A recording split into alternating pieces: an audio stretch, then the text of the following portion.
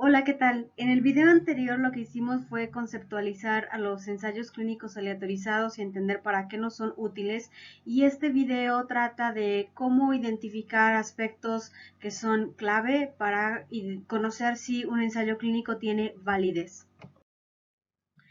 Entonces, hay tres preguntas a hacerse, esto lo veíamos anteriormente. La primera es si los resultados que observaremos son válidos, y esta revisión la hacemos incluso antes de siquiera mirar los resultados. La segunda pregunta es, bueno, y si son válidos, entonces, ¿cuáles son esos resultados? ¿Qué magnitud tienen y qué de interés clínico son?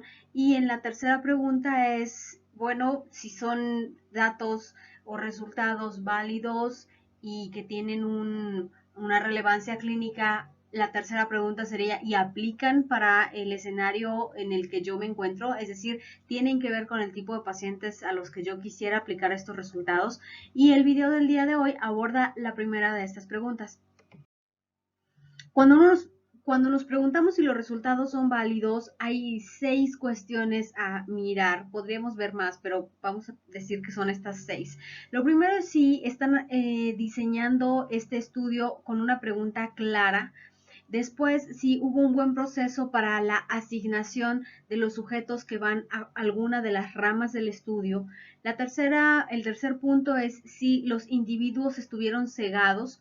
Después, si son comparables inicialmente los grupos en algunas de las características que son importantes. Quinto punto es si el seguimiento a los pacientes ya cuando la intervención se empezó a llevar a cabo fue comparable, es decir, es equiparable el seguimiento en un grupo y en el otro. Y finalmente, cómo se hicieron los análisis. Como les decía, este tipo de cuestiones las tenemos que mirar antes de ir a ver el resultado, porque de otro modo podemos impactarnos porque vemos resultados muy prometedores, pero no necesariamente son válidos. Así que pues hoy vamos a aprender en qué hay que fijarnos. La primera cosa es si la pregunta que se están queriendo contestar los investigadores a través de este ensayo clínico es clara. Y esto lo podemos leer ya sea en el título o en la parte final de la introducción. Esas son las secciones en donde debería aparecer.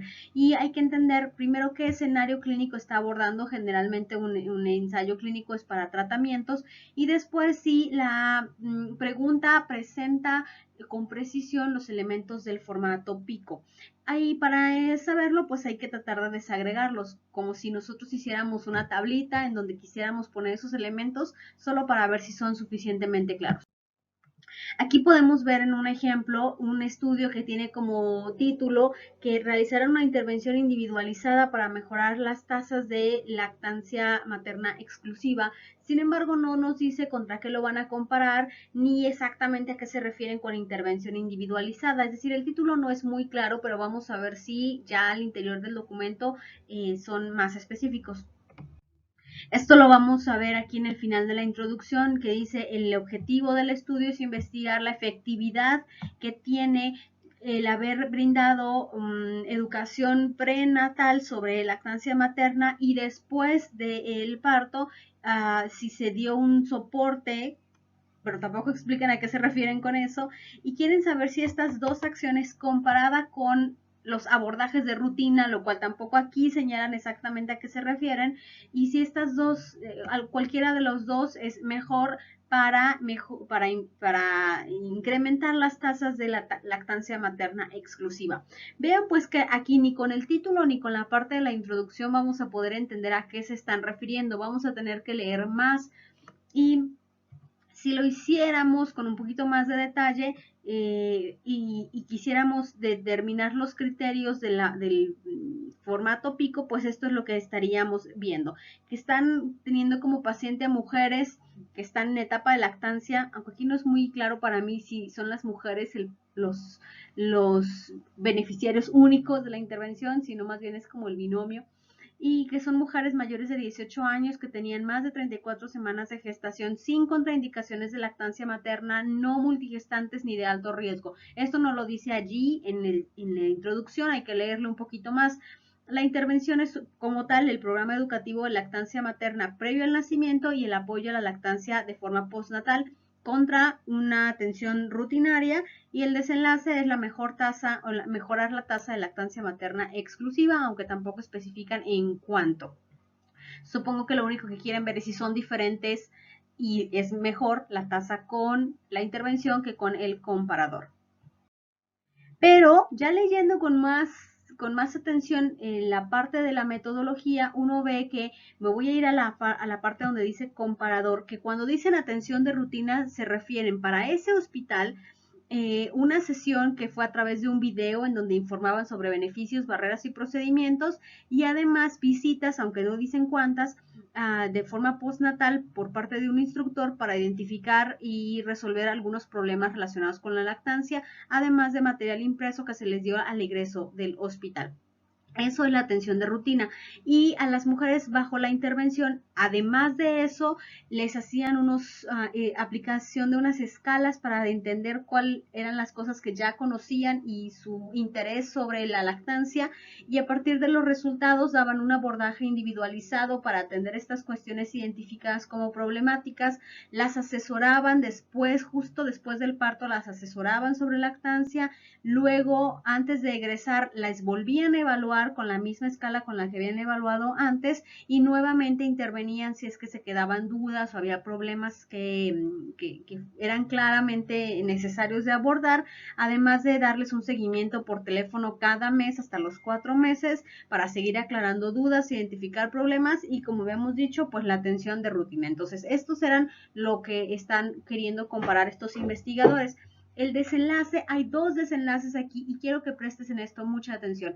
En un ensayo clínico hay un desenlace primario y hay desenlaces secundarios, pero cuando tú estás haciendo medicina basada en evidencia, el desenlace para el que tienes que fijar que hay evidencia, es decir, un ensayo clínico genera evidencia cuando la genera para el desenlace primario. Los desenlaces secundarios son simplemente sugerencias que hace el estudio según los hallazgos que tiene. Esto es porque el diseño del estudio y el tamaño de la muestra se calculan para obtener desenlaces primarios, no los secundarios. Digamos que los secundarios son hallazgos que también puedes obtener, pero digamos que el central es el que te permite tener evidencia.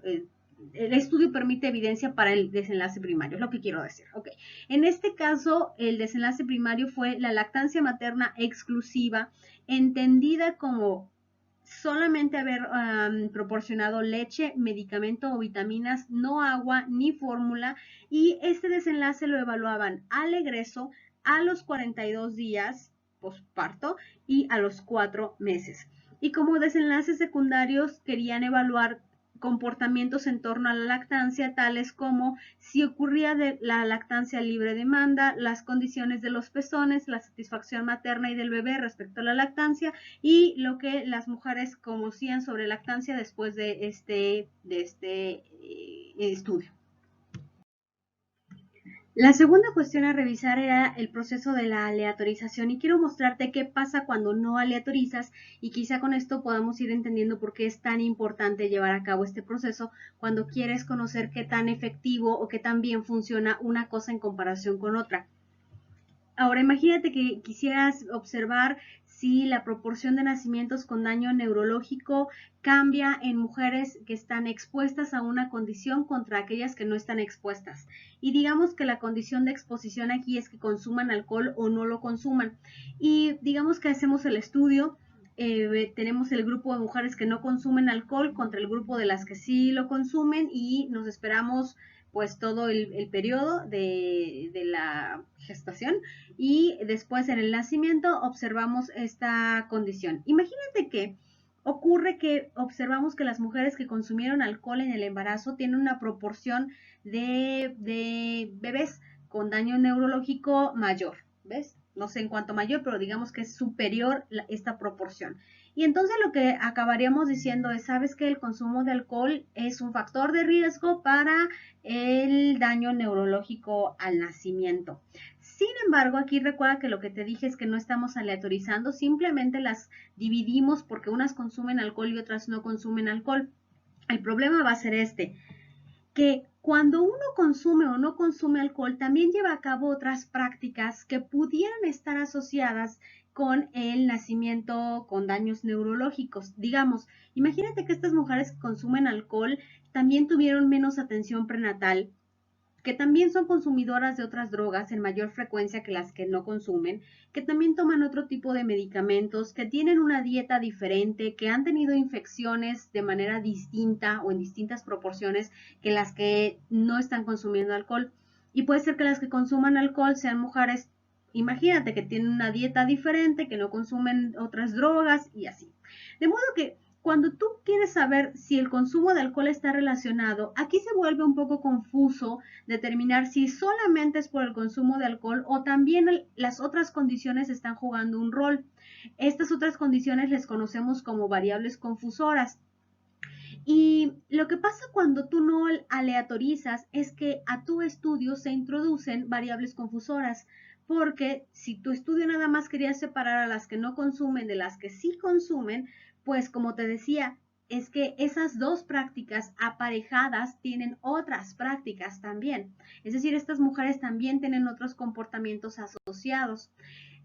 ¿Qué es lo que entonces logra la aleatorización?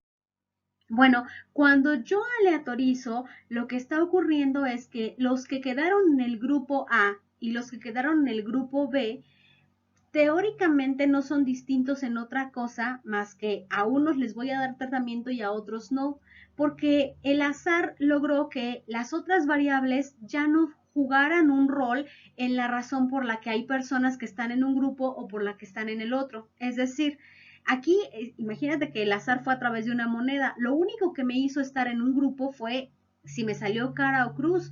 Yo no estoy en el grupo de los que van, y si fuera un ensayo clínico, no estoy en el grupo de los que toman alcohol por ninguna otra razón. No tiene nada que ver si yo tomo otras drogas, la edad, si he tenido más partos, si no tengo atención prenatal, no tengo atención de salud. Eso ya no tiene nada que ver. Lo único que me hizo estar en ese grupo es lo que me salió en la moneda, cara o cruz. De modo que la aleatorización lo que logra es eliminar el efecto de las variables confusoras y por lo tanto yo obtengo grupos comparables, porque lo único en lo que van a ser diferentes es que a uno le doy tratamiento y al otro no. Y eso es lo que me permite asemejar al contrafactual del que hablaba en la vez anterior. De modo que si esa comparabilidad que logré a través de la aleatorización la mantengo a lo largo del estudio, es decir, lo único en lo que van a ser diferentes es que unas tienen tratamiento y las otras no, entonces sí voy a poder decir al final que si hay una diferencia, pues esta se debe al tratamiento y no al montón de variables que pudieron haber estado ahí metidas y confundiendo los resultados. Así que en esto es otra cosa en lo que te tienes que fijar, si aleatorizaron y cómo lo hicieron. Porque en general hay dos tipos de aleatorización, la simple y la estratificada. La aleatorización simple es donde a todas mis personas las someto a un proceso de aleatorización, puede ser por un mecanismo computarizado, incluso por hasta lanzamiento de moneda, pero es simple esta aleatorización. Y la estratificada es una en donde el investigador asume que hay una variable que es muy importante, que sí quede bien equilibrada entre los dos grupos, por ejemplo el sexo, y que si tú, no sé, te imaginas que el azar, porque pues así es el azar, va a hacer que en un grupo queden más hombres y en otro más mujeres, por alguna razón, y tú no quieres eso de ninguna manera, entonces lo que haces es tomas el grupo de únicamente los hombres y entre ellos aleatorizas quién va al grupo A y quién va al grupo B. Y con las mujeres haces exactamente lo mismo, pero ya solo a ellas las aleatorizas y dices, estas van al grupo A y estas van al grupo B, de modo que ya no te quedas con dos grupos, sino con cuatro grupos, pero estás segura que hay un equilibrio en la intervención A y en la intervención B con respecto a las mujeres y a los hombres que participan en él. Ese es el esquema aleatorizado.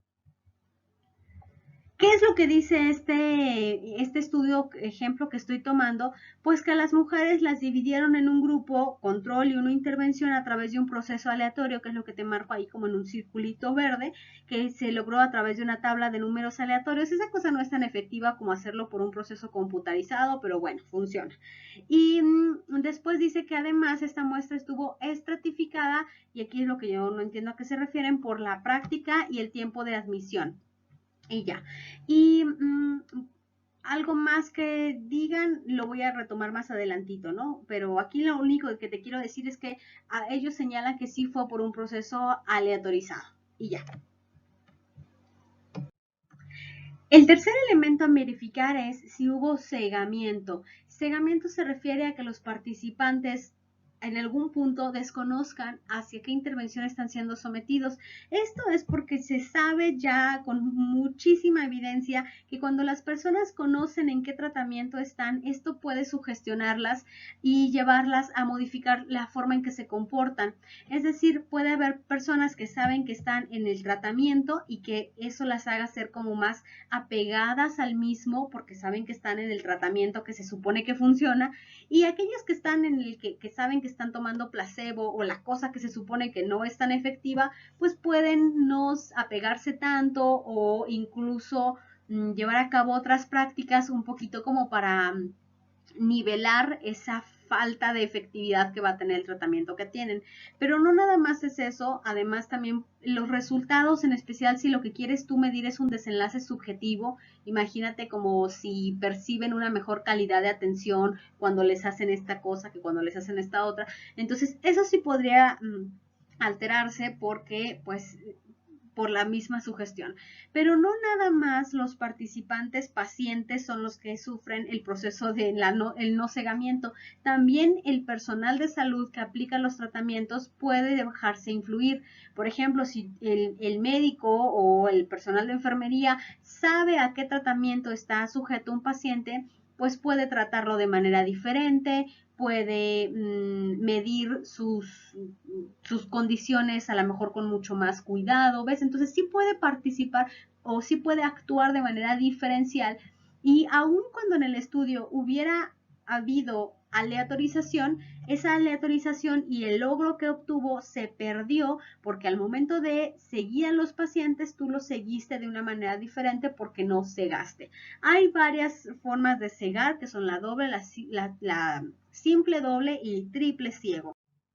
Esto se refiere en un ciego simple a que nada más el paciente desconoce el tratamiento al que le asignaron. En un cegamiento doble, tanto el paciente como el responsable de administrar la terapia o el tratamiento pues no saben a qué tratamiento está sometido el paciente.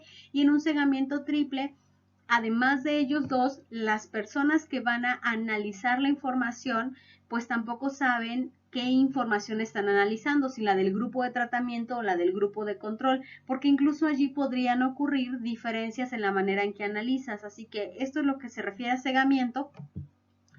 Y la idea es que se evite conocer en qué tratamiento están los pacientes para que esto no influya en la forma de adherirse, de registrar o de analizar, y por lo tanto poder mantener la noción del contrafactual. Si ya fueron comparables por aleatorización, no debe perderse esa noción porque no hubo un cegamiento. Este estudio lo que dice es que los participantes no sabían en qué rama del estudio estaban, pero eso es un poco difícil, ¿no crees? Porque si te están haciendo cosas que parecen como muy de mucho cuidado, mucha atención, te están prestando mucha atención, te llaman y te visitan y no sé cuánto, pues entonces a lo mejor un poco puedes sospechar que estás en la intervención y no eres del grupo control. La otra cosa es que aquí dice que quien administraba la intervención, él no estaba cegado, pues porque obviamente ni modo que no te des cuenta lo que le estás haciendo al paciente, porque no es como que le das la pastilla de color blanco, ¿ves? Y las dos, tanto la intervención como el placebo son blancos y tú tampoco te das cuenta.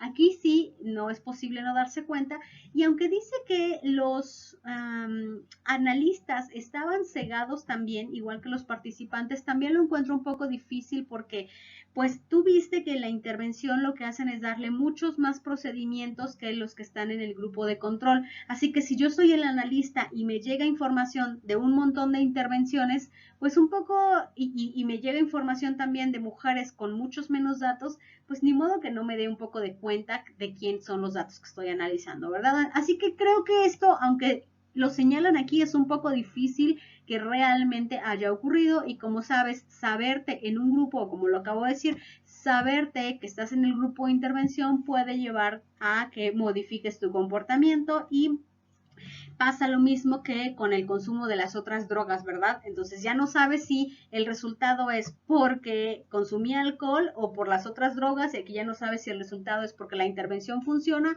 o porque las señoras fueron más apegadas al tratamiento y le echaron más ganas al proceso.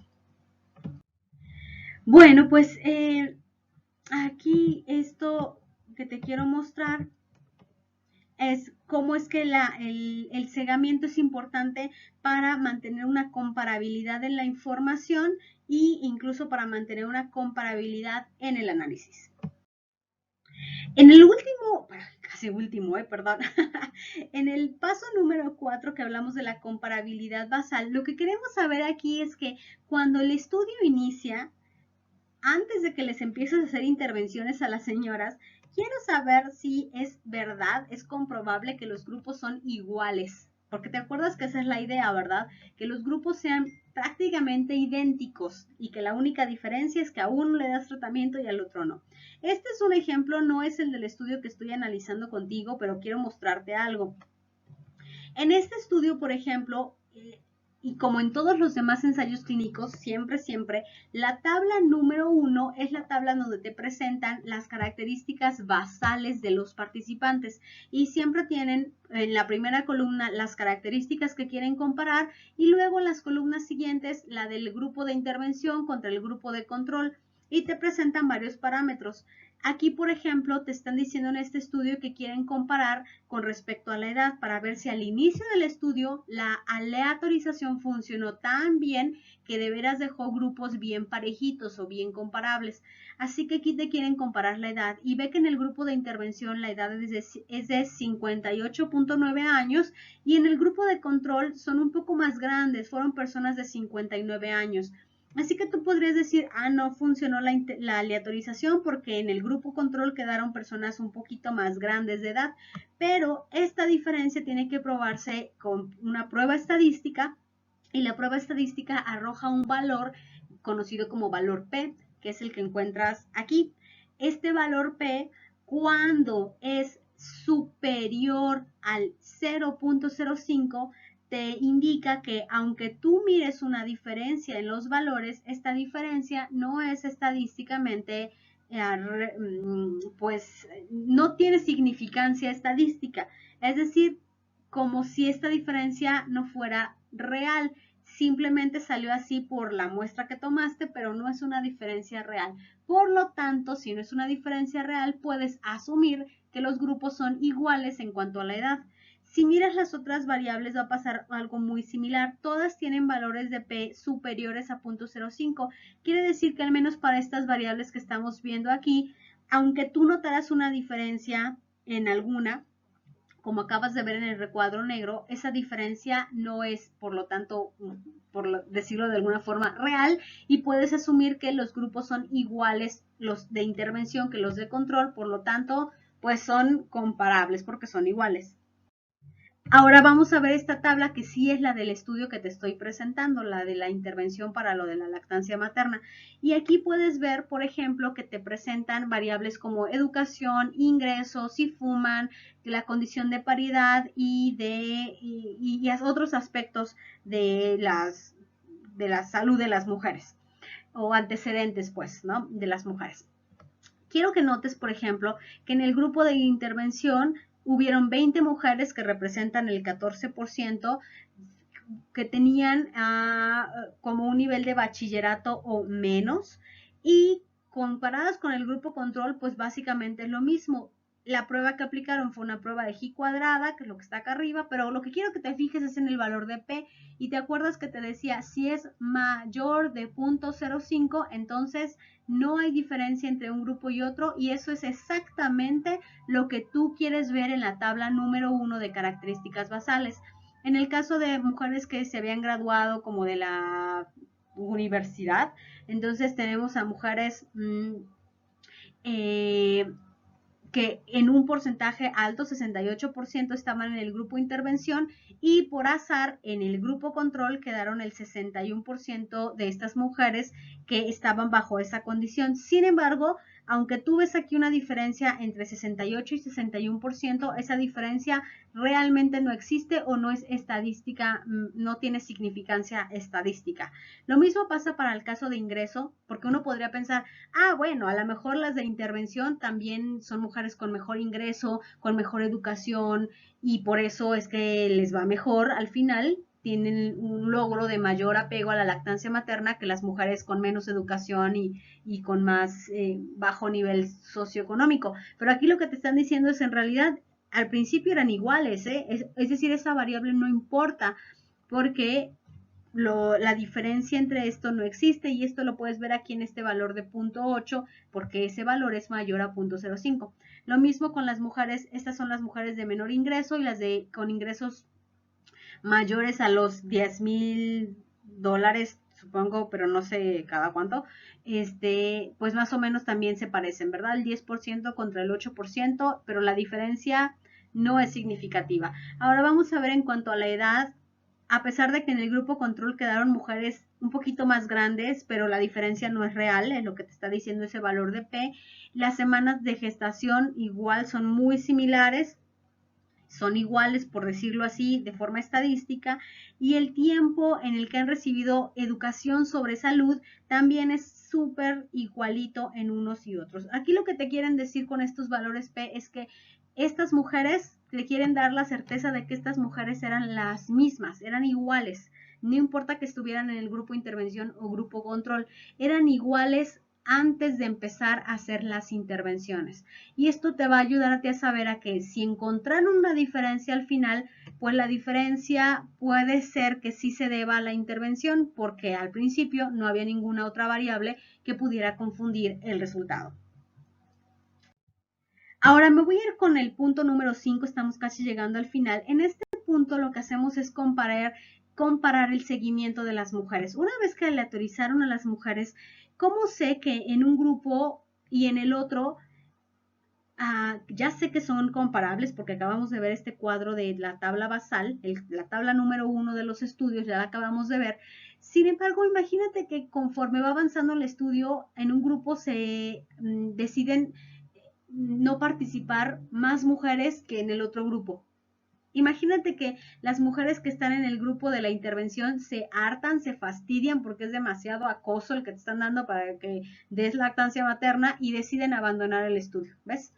Y entonces, pues ya no es el mismo seguimiento, la misma atención porque por alguna razón estas mujeres cambiaron.